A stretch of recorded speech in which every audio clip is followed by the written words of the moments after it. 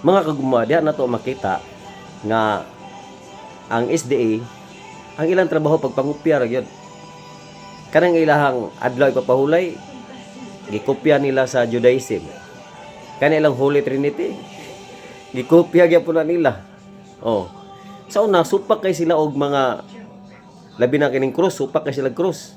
Karon nangupya na po sila, ang ilang simbahan na ana po cross. Oh. Ya karon, supak kay sila sa Katoliko. Nga dili gyud kuno Katoliko ang gitukod sa Ginoo. Pero karon nangupya na po sila nga Katoliko po daw sila. Unya may rabang timanan nga kining pulong nga Katolik giimbento nini San Ignacio sa Antioquia.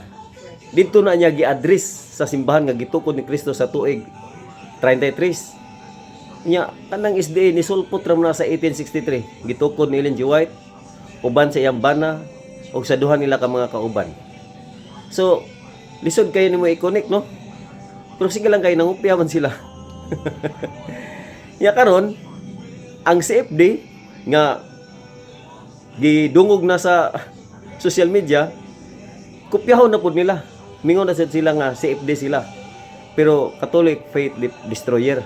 Oh, mo na ilang meaning sa CFD. Ya karon kay nangupya man sila nga Catholic na pud sila.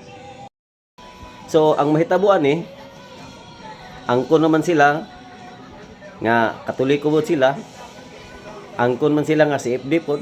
Grabe nga angkon. Ang mahitabuan ang kuno na pud nila nga ang Santo Papa ilang pangulo. So mga naginay pinaka kuan mga igsoon, pinakaatangan na to. Human anak kay ang kuno naman lang Santo Papa nga mo ilang pangulo. Ang last magkatoliko na silang tanan. Mo na mahitabo mga igsoon kay makita na nato ang progress, no.